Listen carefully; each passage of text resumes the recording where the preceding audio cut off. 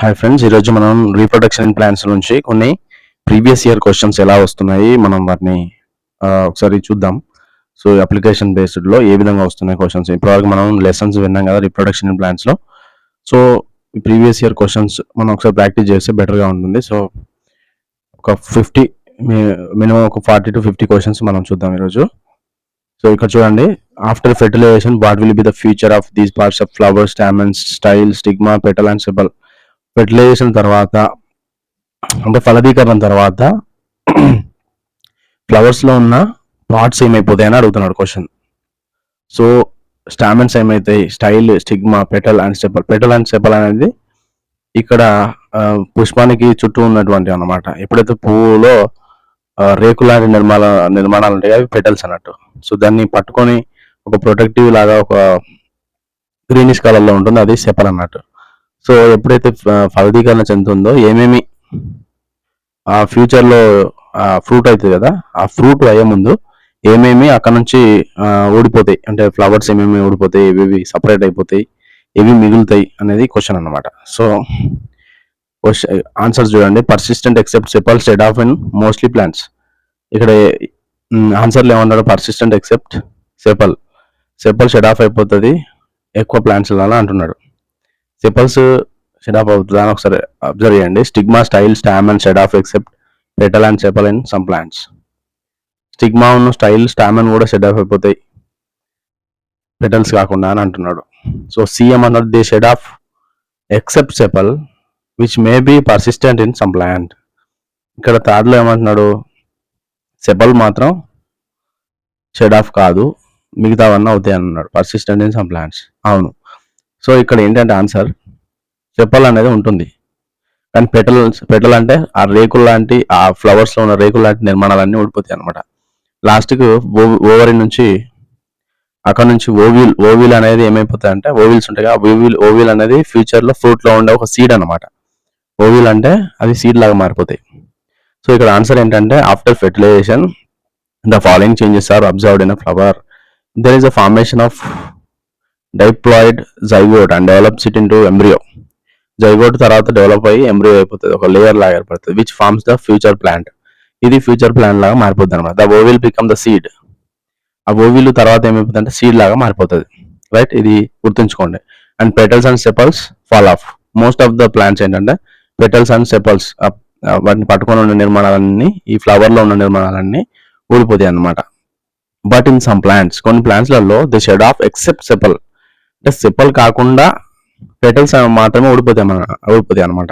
Which may be persistent and protected to the fruits. ఈ sepals అలాగే ఉండిపోయి ఏం చేస్తాయంటే ఈ ఫ్రూట్స్ను ప్రొటెక్ట్ చేస్తాయి, అలా చేస్తాయి అనమాట. అంటే సెపల్స్ మిగిలిపోతాయి అనమాట.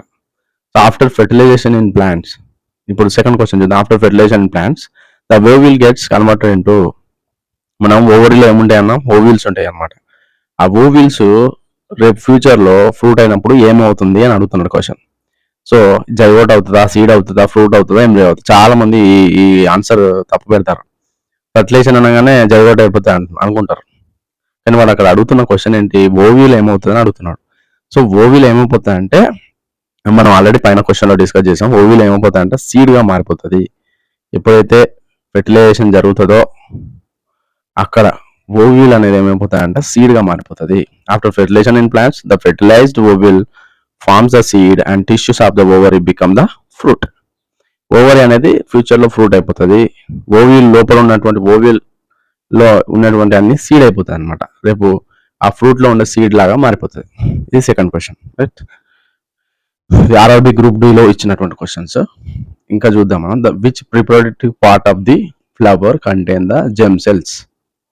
ఇక్కడ రీప్రొడక్టివ్ పార్ట్స్ వేట్లో జెమ్ సెల్స్ ఉన్నాయి అని అడుగుతున్నాడు. జెమ్ సెల్స్ అంటే ఏంటి? జెమ్ సెల్స్ అంటే మనకు ఈ ప్రత్యుత్పత్తిలో, మొక్క యొక్క ప్రత్యుత్పత్తిలో ఉపయోగపడేటువంటి సెల్స్ దేనిలో ఉన్నాయని అడుగుతున్నాడు అనమాట. ఇలాగ క్వశ్చన్ అడుగుతున్నాడు. So A stamens and pistil, B sepals and stamen, C anther and sepals, D petals and style. ఇక చూడండి, స్టామెన్స్ అండ్ పిస్టిల్. స్టామెన్స్ అంటే ఏంటి? Male reproductive parts. పిస్టిల్ అంటే ఏంటి? Female reproductive parts. ఓకే. ఇక్కడ సెపల్స్ అంటే ఏంటి? సెపల్స్ అంటే ఈ ఫ్లవర్ పైన గ్రీనిష్ కలర్ లో ఉన్నటువంటి భాగం సెపల్స్. స్టామెన్స్ అంటే ఏంటి? మేల్ రీప్రొడక్టివ్ సిస్టమ్ మనకు తెలుసు. యాంథర్ అంటే ఏంటి? అంటే స్టామెన్ లో ఉన్నటువంటి భాగాలు అనమాట. Anther, right. యాంథర్ ఉంటుంది, ఫిలమెంట్ ఉంటుంది, రైట్. స్టామెన్ ఏముంటాయి? యాంథర్ అండ్ ఫిలమెంట్ ఉంటుంది. పిస్టిల్ ఏముంటుంది? స్టైల్, స్టిగ్మా, స్టైల్, ఓవరీ ఉంటుంది. ఇక్కడ సెపల్స్ అంటున్నా, యాంథర్ అండ్ సెపల్స్. సెపల్స్ ఏంటి అంటే సెపల్స్ ఆల్రెడీ పైన ఉన్నటువంటి భాగం అని మనం తెలుసుకున్నాం. So petals and style. Petals అంటే ఈ రేకులు లాంటి నిర్మాణాలు, మన ఫ్లవర్ లో ఉన్నటువంటి రేకులు ఉంటాయి కదా, అవి పెటల్స్ అనమాట. And style. ఇక్కడ ఈ జెమ్ సెల్స్ ఏమై ఉంటాయంటే, answer A, stamens and pistil. So stamens and pistils are the reproductive parts of the flower contain the germ cells. Reproductive parts ఏంటివి అని అడుగుతున్నాను అనమాట. జెమ్ సెల్స్ అంటే ఈ రీప్రొడక్టివ్ పార్ట్స్ ఏమై ఉంటాయంటే ఇక్కడ స్టామెన్స్ అండ్ పిస్టిల్స్. ఎందుకంటే మేల్ రీప్రొడక్టివ్ ఉన్నది అండ్ ఫీమేల్ రీప్రొడక్టివ్ అవి, కాబట్టి ఇది రైట్ ఆన్సర్. సో ఈ విధంగా గ్రూప్ డేలో ఎక్కువ క్వశ్చన్స్ అడుగుతాను. The reproductive parts of the flower are.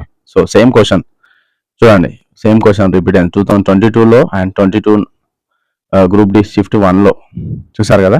So the reproductive part of the flower are, మళ్ళీ క్వశ్చన్ అడుగుతున్నాడు. సో ఇక్కడ ఏంటి? Stamens and pistil. అండ్ ఇక్కడ మళ్ళీ stamen and pistil are the reproductive parts. And ఇంకో క్వశ్చన్ చూడండి, some plants can also produce new plants from their roots. కొన్ని plants కొత్త ప్లాంట్స్ ను మళ్ళీ ప్రొడ్యూస్ చేస్తున్నాయి. దేర్ రూట్స్ అంటే వేర్ల భాగాలలో ఒక కొత్త ప్లాంట్ అనేది వస్తుంది. And example of such a plant is. ఒక ప్లాంట్ కి ఎగ్జాంపుల్ చెప్పండి అని అంటున్నాడు. సో రూట్ నుంచి వచ్చే ప్లాంట్స్ ఏంటంటే మనం తెలుసుకోవాలి. ఏ కాక్టసా, బి జింజరా, C sweet potato, D bryophyllum. Bryophyllum అనేది ఆకుల నుంచి వస్తాయి అనమాట. లీవ్స్ నుంచి కొత్త మొక్క అనేది ఏర్పడుతుంది. కొత్త లీవ్స్ మళ్ళీ తయారవుతాయి. కొత్త మొక్క ఆకుల నుంచి వచ్చేది అన్నమాట. జింజర్ అంటే అల్లంకి ఇక్కడ చిన్న ఐస్ లాగా చిన్న చిన్న అక్కడ నుంచి అల్లం అనేది ఏంటంటే ఈ జింజర్ అండ్ పొటాటో ఇవన్నీ ఏంటంటే కాండం భాగాలు అనమాట. మాడిఫైడ్ స్టెమ్స్ అనమాట. ఈ మాడిఫైడ్ స్టెమ్స్ నుంచి వస్తాయి. సో మనం అడిగిన క్వశ్చన్ ఏంటంటే రూట్స్ నుంచి రావాలి.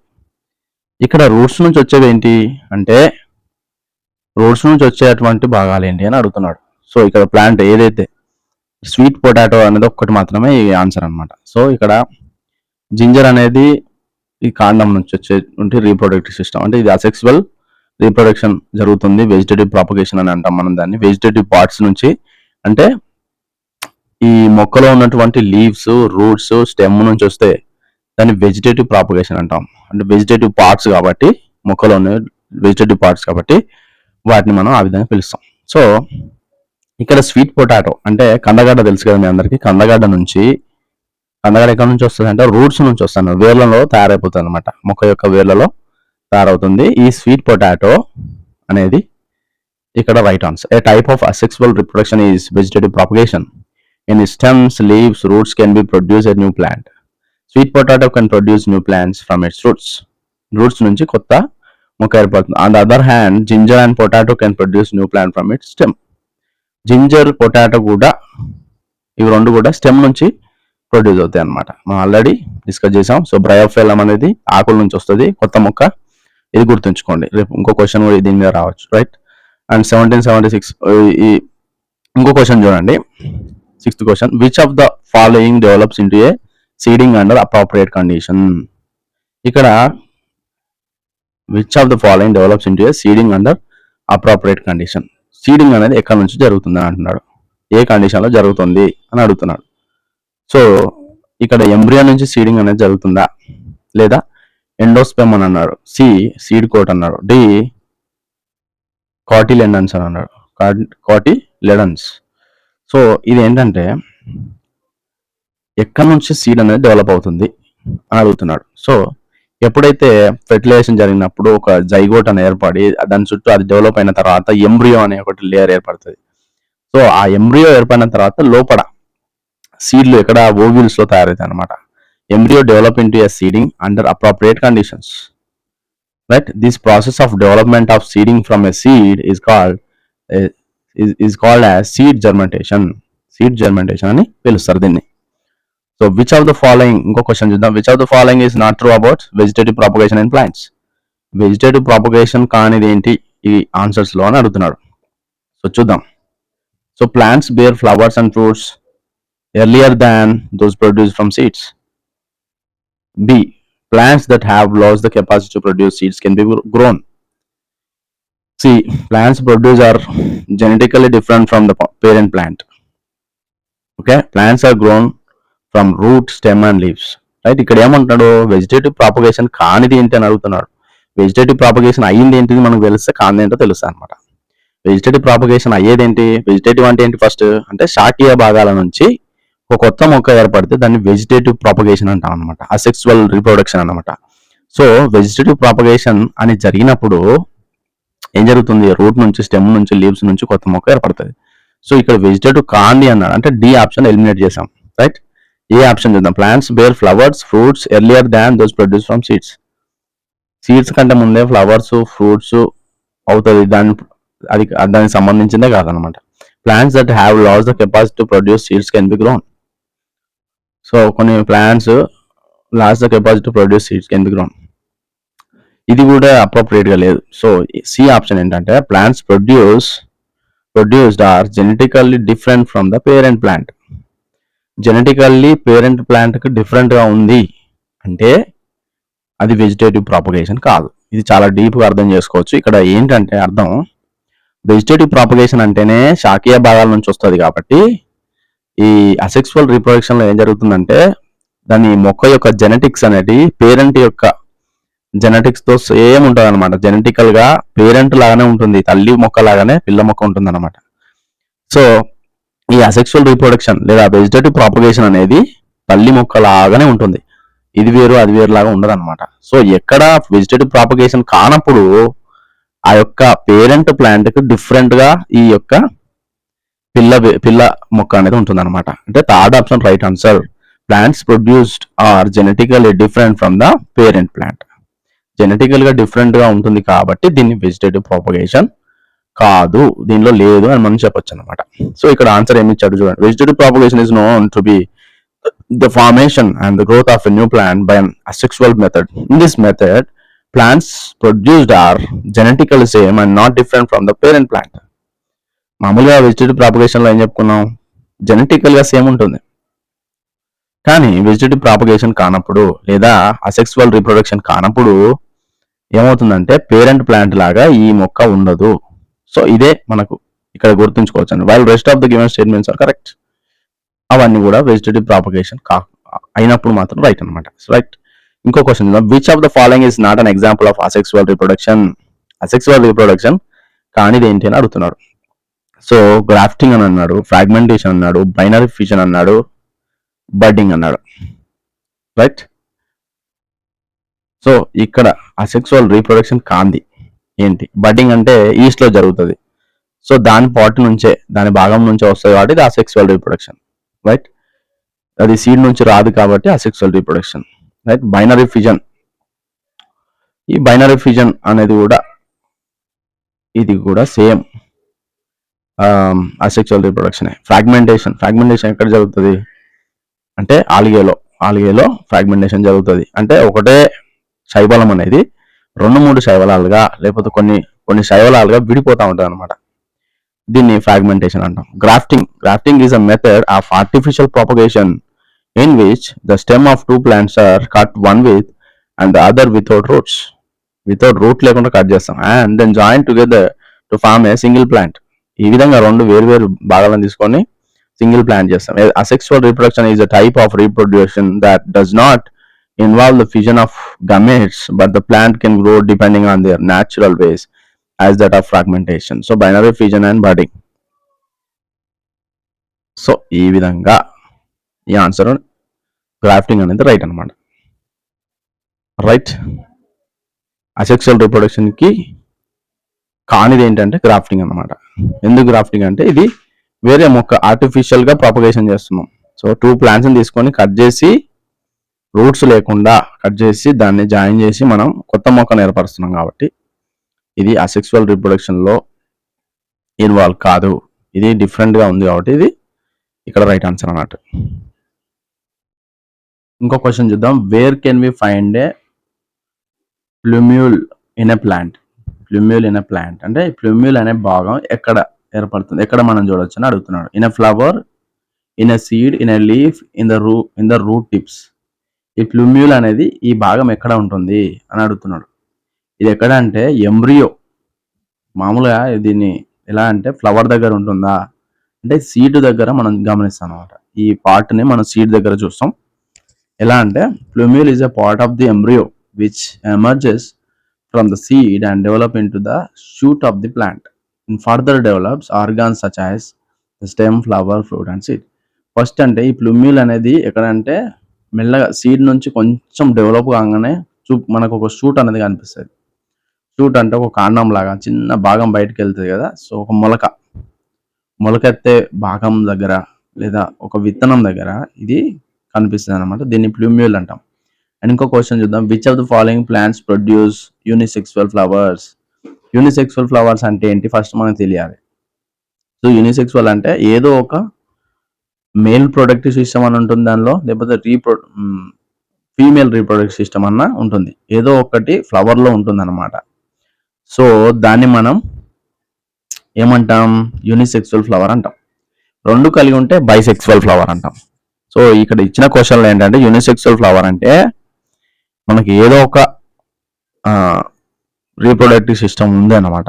సో అదేంటి అనేది మనం చూద్దాం. So mustard and hibiscus.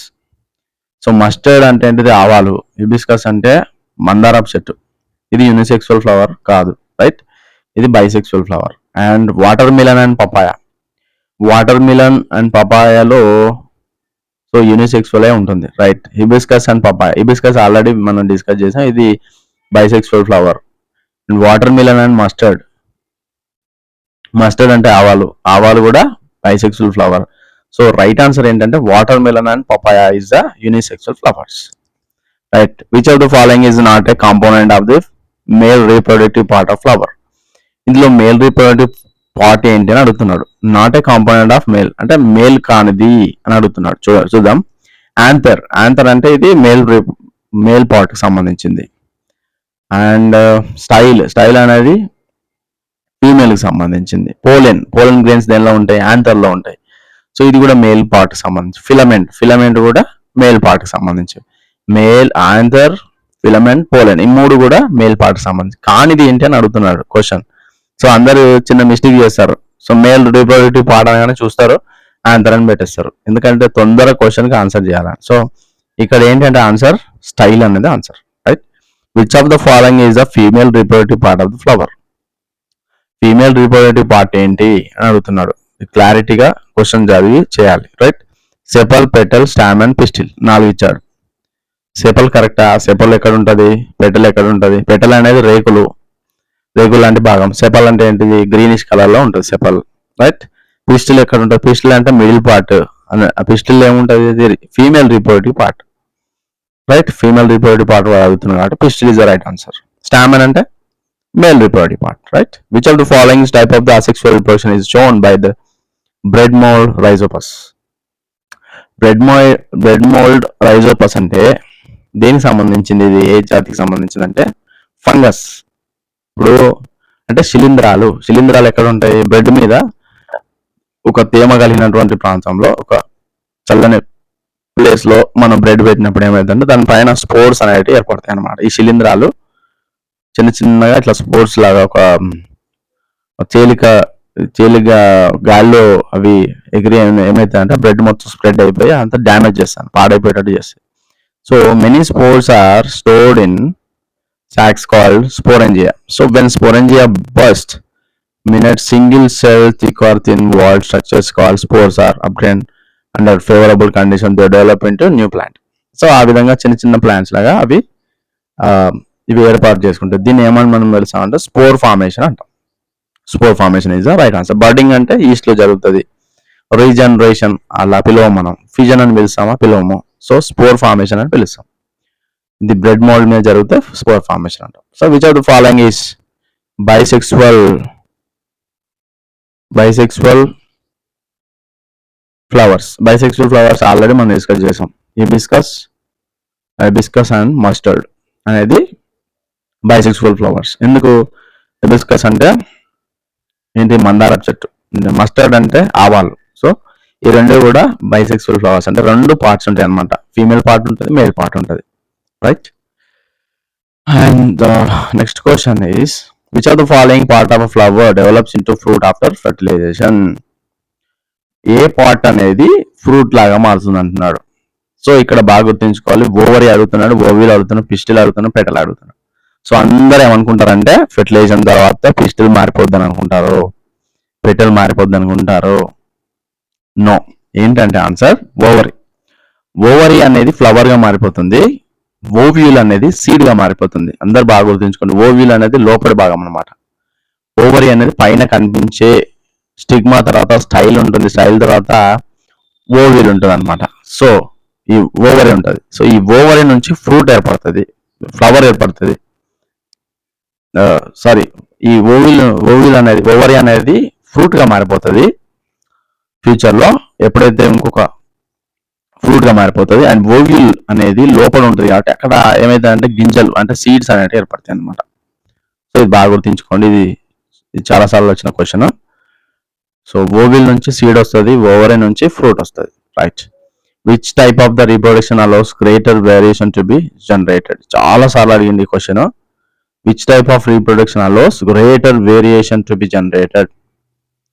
చాలా వేరియేషన్ ఉన్నటువంటి రీప్రొడక్షన్ ఏంటి అని అడుగుతున్నాడు ఇక్కడ. బైనరీ ఫిజనా, అసెక్సువల్ రీప్రొడక్షనా, మల్టిపుల్ ఫిజనా, సెక్సువల్ రీప్రొడక్షనా? ఇక్కడ బాగా గమనించండి, చాలా వేరియేషన్ ఉన్నది ఏంటంటే సెక్సువల్ రీప్రొడక్షన్ అన్నమాట. ఎందుకు సెక్సువల్ రీప్రొడక్షన్ అంటే మొక్కల్లో అయితే విత్తనాలు ఉంటాయి అన్నమాట, ఇక్కడ సెల్ఫ్ పాలినేషన్ ఉంటుంది, లేకపోతే ఏమిటంటే ఇక్కడ చాలా రకాల వేరియేషన్ ఇక్కడ ఉంటుంది అనమాట. అసెక్సువల్ రీప్రొడక్షన్ లో డైరెక్ట్ మొక్క యొక్క భాగం నుంచే కొత్త మొక్క ఏర్పడుతుంది, మొక్క యొక్క వెజిటేటివ్ పార్ట్స్ నుంచి కొత్త మొక్కలు ఏర్పడతాయి. కానీ ఇక్కడ సెక్సువల్ రీప్రొడక్షన్ అలా కాదు. ఏంటంటే దీనికి తప్పకుండా మేల్ పార్ట్ ఉండాలి, ఫీమేల్ పార్ట్ ఉండాలి. సో ఇదేంటంటే ఇక్కడ చూడండి, sexual reproduction is the main cause of biological variation. It is because of errors in DNA copying and modes of sexual reproduction. In sexual reproduction since two parents are involve, అది two parents involve అవుతాయి, the offspring will have combination of characters which will lead to variation. అంటే తల్లి నుంచి కొన్ని genetics రావచ్చు, తండ్రి నుంచి కూడా జెనెటిక్ రావచ్చు, అంటే ఫీమేల్ నుంచి కొన్ని జెనెటిక్స్ అండ్ మేల్ నుంచి జెనెటిక్స్ రావచ్చు. సో ఇందులో వేరియేషన్ ఉంటుంది, పేరెంట్స్ నుంచి సేమ్ పేరెంట్ లాగానే ఉండదు అనమాట, ఒక డిఫరెంట్ కైండ్ ఆఫ్ జెనెటిక్స్ అనేవి అక్కడ నుంచి స్టార్ట్ అవుతాయి. కాబట్టి ఈ వేరియేషన్ ఉంటుంది కాబట్టి దీన్ని సెక్సువల్ రీప్రొడక్షన్ లో మన గ్రేటర్ వేరియేషన్ చూడొచ్చు. సో ఇక్కడ చూడండి, genetic variation is the source of evolution. Without it A species which would die out. If the genetic variation is less, there will not be diversity in the traits and the species would find it hard to adapt to the changes and go extinct. So it is important for a species to be genetically diverse. Genetical గా ఒక different గా ఉండడం అనేది ఇక్కడ ఒక variation గా మనకు కనిపిస్తూ ఉంటుంది, అది సెక్సువల్ రీప్రొడక్షన్. ఇది most of the times this question comes in RRB, group D and ALP technician, maybe in NTPC will come. So inko question, the roots, stems and leaves of some plants grow new plants through process of. Roots నుంచి, stems నుంచి, leaves నుంచి కొన్ని మొక్కలు grow అయితే new plants వస్తే దాన్ని ఏమంటాం? So ఇక్కడ ఫిజన్ అంటామా అనము, మల్టిపుల్ ఫిజన్ అంటామా అనము, వెజిటేటివ్ ప్రాపగేషన్ అంటామా, రీజనరేషన్ అంటామా? అది అబ్జర్వ్ చేస్తే వెజిటేటివ్ పార్ట్స్ నుంచి కొత్త మొక్క వస్తుంది అంటే వెజిటేటివ్ ప్రాపగేషన్ అంటాం. So the route, stems and the leaves of some plants grow new plants through process of vegetative propagation. Vegetative reproduction involves the formation of new plants from roots, stems and leaves. It is a form of asexual reproduction of a plant. Only one plant is involved and the offspring is identical to the parent. It mainly involves the mitosis. Example, ginger, potato. Ginger, potato ఇవన్నీ కూడా ఏంటంటే modified stem నుంచి వచ్చినటువంటి కొత్త మొక్కలు అక్కడ నుంచి ఏర్పడతాయి అనమాట. సో ఇది వెజిటేటివ్ ప్రాపగేషన్ అంటాం. Which of the following method of reproduction in which new plant is genetically identical to the parent plant? Genetically identical అన్నాడు అంటే సేమ్ తల్లి మొక్కలాగా ఈ పిల్ల మొక్క ఉంటుంది అనమాట. సో అది ఎక్కడ జరుగుతుంది అని అడుగుతున్నాడు. సో వెజిటేటివ్ రీప్రొడక్షన్ లో మాత్రమే జరుగుతుంది. ఎలా చెప్తున్నాం అంటే, వెజిటేటివ్ పార్ట్స్ నుంచి, మొక్క యొక్క భాగాల నుంచే ఒక కొత్త మొక్క వచ్చిందంటే సేమ్ తల్లి మొక్క లాగానే పిల్ల మొక్క ఉంటుంది. సో దాని యొక్క అది ఎన్ని ఫ్రూట్స్ అయితే కాస్తుందో ఇది కూడా అన్ని ఫ్రూట్సే కాస్తుంది. దానికి ఎలాగ ఉంటాయో ఫ్లవర్స్ దీనికి అలాగే ఉంటాయి. సో దాని ఆకులు ఎలా ఉంటాయో దీని ఆకులు అలాగే ఉంటాయి అనమాట.